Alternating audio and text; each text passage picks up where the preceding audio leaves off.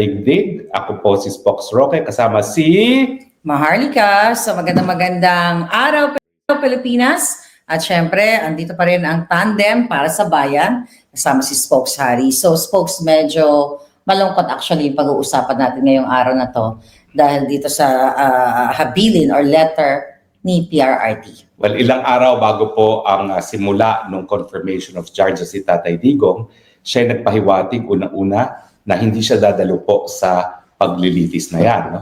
Ang confirmation of charges po, yan pa lang yung stage kung saan i-determine ng pre-trial chamber kung merong probable cause no, para magtuloy sa pagbibista ng kaso. Ang pagkakaiba po sa proseso ng Pilipinas at ng ICC, kulong muna, napakababaw ng ebidensyang hinihingi, good grounds lamang, na dapat sana ay binabalanse sa pagbigay ng interim release. Pero sa kaso ni Tatay Digong, hindi po siya binigyan ng interim release. Ibig sabihin, isang taon na siyang nakakulong pero ni wala pang probable cause. No? Sa probable cause, dahil ito nga po ay kabahagi ng proseso ng trial no, sa ICC, may karapatan ang mga nasasakdal na maging present sa courtroom para makonfront ang kanilang mga testigo.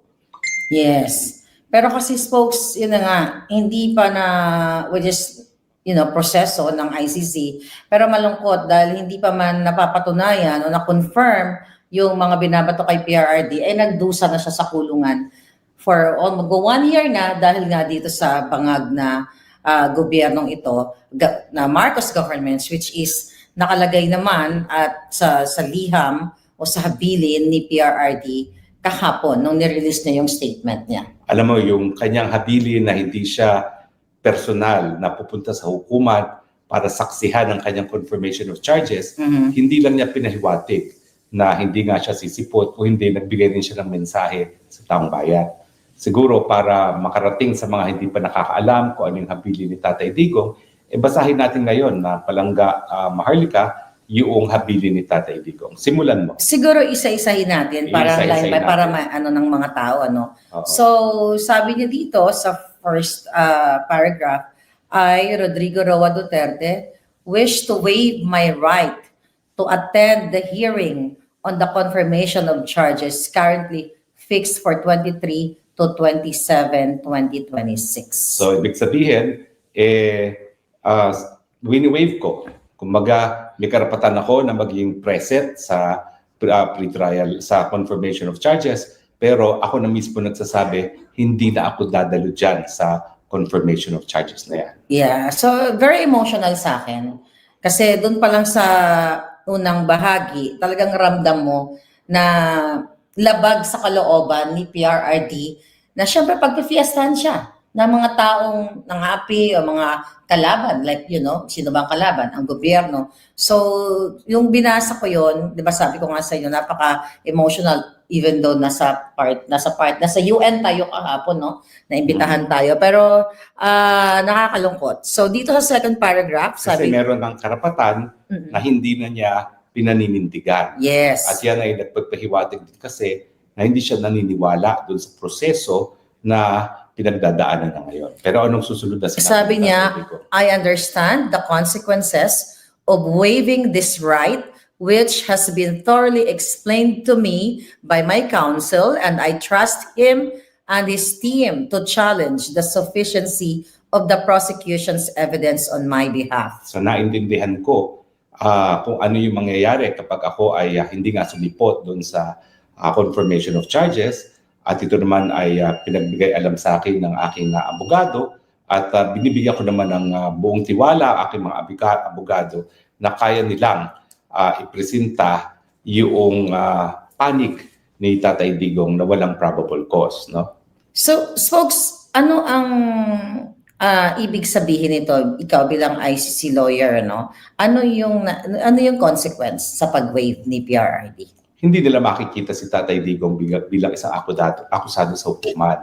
Pero partner, meron akong balita na hindi pumapayag ang ICC na hindi siya sisipot. Okay. Dahil yung waiver of right, gusto nilang gawin niya sa harap ng hukuman.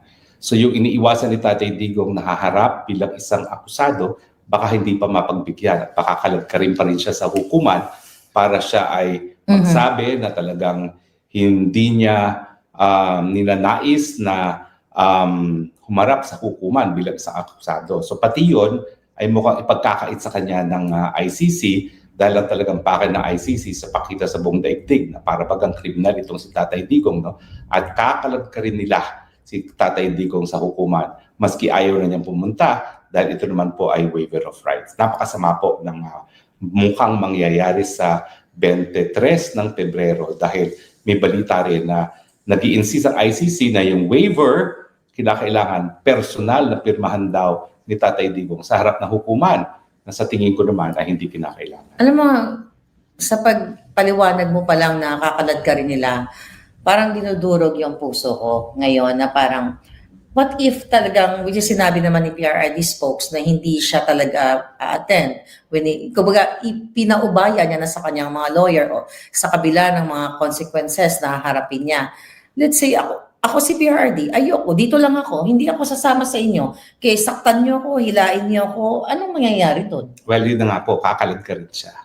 At ang gusto kasi nila ay mapicturan doon sa lugar ng hukuman kung saan tumatayo ang mga akusado para ibokeway sa daigdig na heto, gumagana ang ICC, may akusado kaming linilitis.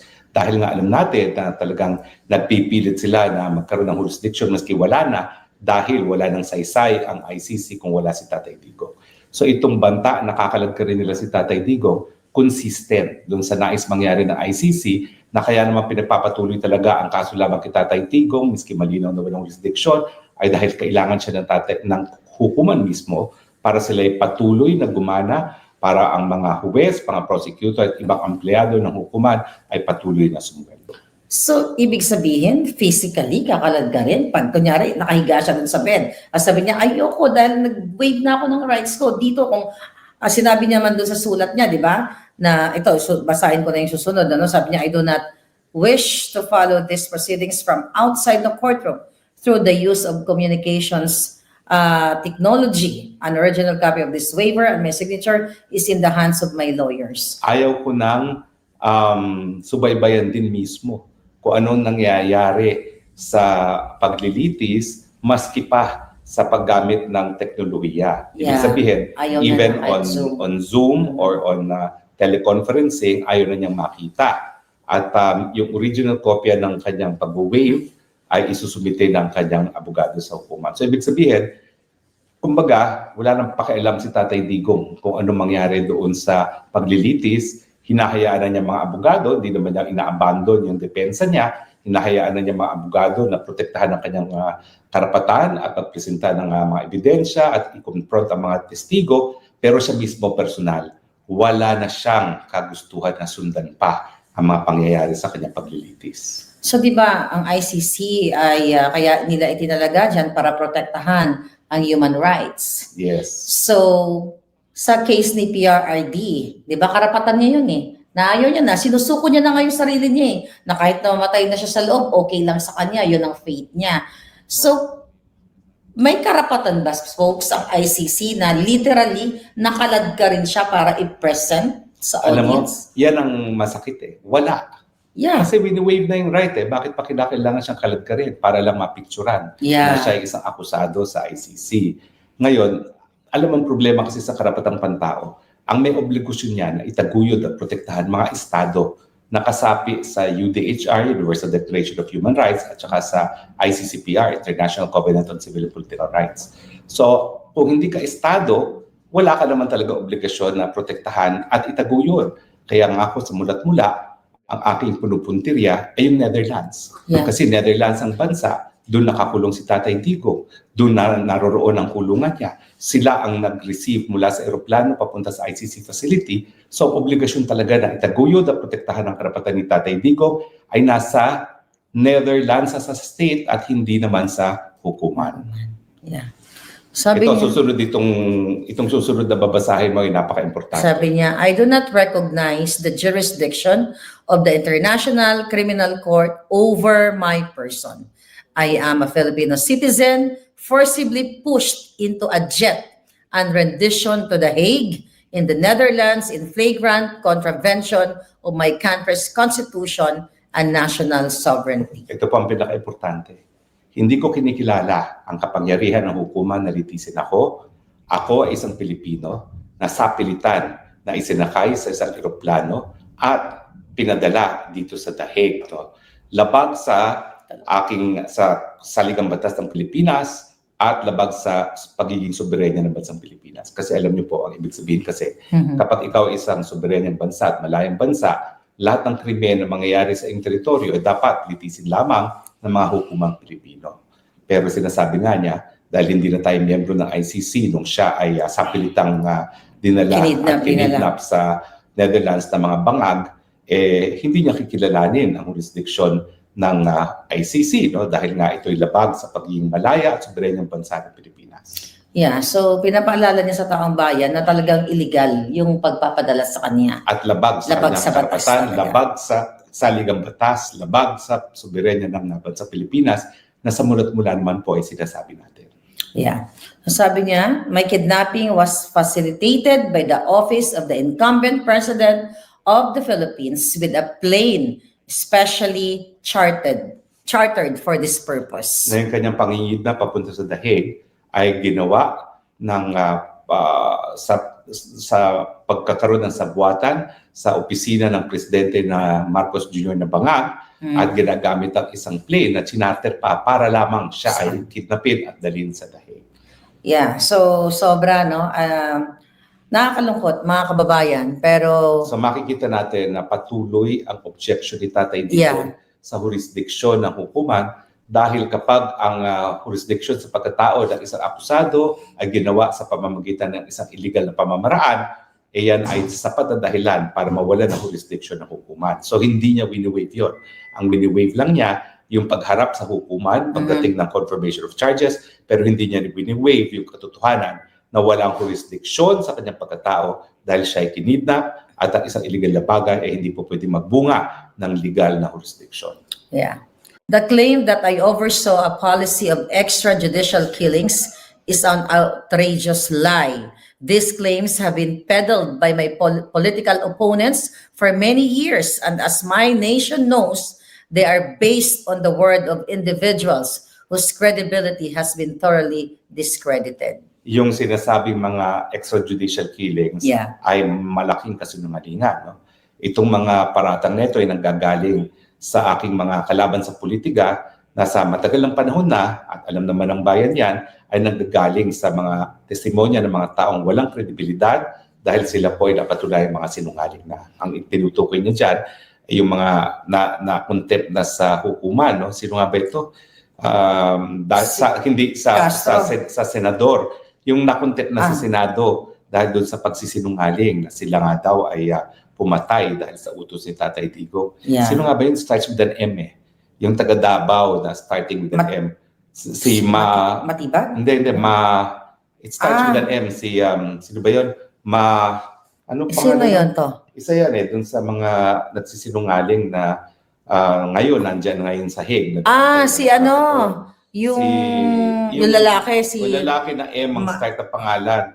Alam mo, may karanasan ako dyan. Sabi niya, meron silang linibing ng mga bangkay. Matubato. Bato-bato. Yes, si Matubato. Hinukay namin yung lugar kung saan siya di umano naglibing. Nakita lang namin, buto ng aso. Baka so talaga, yung aso. Yung Matubato na yan, sinungaling, nakulong na yan sa Senado sa pagsisinungaling, at ngayon, sila itatayong mga star witness dyan sa ICC. At hindi lang yun, folks. Yung, di ba nanawagan pa sila na mag-volunteer yung mga witness Yes. daw, di ba, na mga police. So doon pa lang. After 1 year na kinulong nila si Tatay Digong, desperado sila para sa mga testigo. Nag-advertise pa. Nag-advertise pa sila. Hukuma na nag-advertise para magkaroon ng ebidensya matapos nilang makulong sa halos 1 taon ng akusado, di ba? Yeah. So, at saka syempre, huwag natin kalimutan naman nagsasabi rin ng kasinungalingan na guilty si Tatay Digong ay gaya ni Laila de Lima, no? Na hindi bababa sa 10 ang nagsabi na talagang involved sa kalakalan ng pinagbabawal na droga. Siya ay naabsulto, totoo, pero hindi niya inaamin hanggang ngayon na yung judge na nag-absulto sa kanya, estudyante niya sa San Beda College of Law sa Persons and Family Relations. At ang sabi niya, hindi raw niya maalala. Kasi nungalingan yan. Kasi lahat ng magtuturo ng batas, at ako naman ay mas matagal nagturo sa kanya at full-time pa ako, alam namin na kapag merong estudyante naging West, parang gold medal yan. Kasi yung isang tinuruan mo, ngayon ay naging maestrado na nagpapatupad ng batas. Kasi lungalingan po yan. At sa tingin ko, pagdating ng takdang panahon, pwede mabuksan muli ang kaso ni Leila de Lima. Dahil tingin ko, napagkaita ng due process ang Estado nung hindi inamin, nung Wes at ni Leila de Lima, yung relasyon nila. Di ba? Ba't di naman nila pinagbigay alam sa prosecution niya? Nang sa ganun ay pwedeng humingi ng pwedeng humingi ng recuse, magpa-recuse, no? Magpa-inhibit dun sa judge na yon.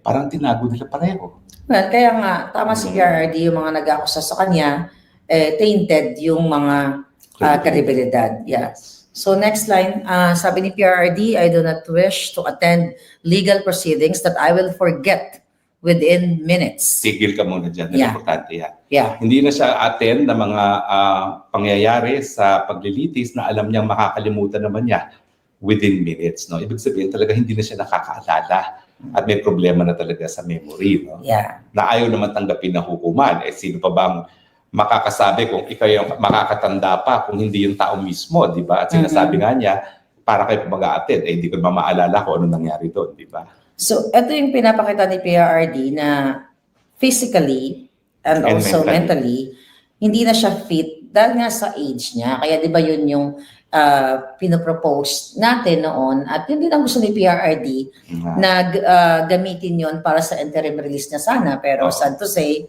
alam mo, aminin ko, day one pa lang, nais na sanang ilabas itong issue nito. Kaya lang nagkaroon ng concern ng pamilya na ayaw naman nila na maalala si Tatay Digong na naging limot-limot na. No? Yeah. Siguro, hindi dapat nagkaroon ng ganung pag-iisip. No? Pero ang katunayan, ayaw rin nilang masiraan ng loob ang bayan. Kung malalaman nila na naging limot-limot na si Tatay Digong. Pero sa akin naman, talaga so normal process of aging. 80 anyos na nangyayari talaga yun. Lahat tayo papunta rin. Ako nga, magsisisenta pa lang, nagkakasimula na yung aking pag-limot-limot. No? Yeah. Ang mga susi, hindi ko na maalala kung saan ko nailalagay. No? Minsan, pati yung parking ko, hindi ko alam kung saan ko nag-park. No? Pero si Palangga naman, hindi ko maalala kung saan ko huling iniwan. Kasi maririnig ko yung kanyang boses. Yeah, okay. But tuloy natin. Sabi ni PRD, I am old, tired, and frail. I wish for this court to respect my peace inside the cell it has placed me. Napakalungkot po nito. I have accepted the fact that I could die in prison, sabi niya. But those that desire this fate for me should know that my heart and soul will always remain in the Philippines. Ito talaga nakakalungkot na. No? Kasi sabi ni Tatay Digong, ang gusto ko na lang, magkaroon ng kapayapaan dito sa selda kung saan ako linagay. Tinanggap ko na ako yung pwedeng mamatay sa loob ng kulungan. Pero yung mga gustong mamatay ako dito, dapat malaman ninyo na bagamat ako'y narito sa dahig at dito po posibleng mamatay, yung puso ko at aking kaluluwa ay palagi nasa bansang Pilipinas. Kaya nga, folks, nung sinabi mo kanina na kakalad ka rin si PRRD, ang sakit eh. I mean, you know, nagbigay na siya ng kanyang statement na tinatanggap niya na yung fate niya.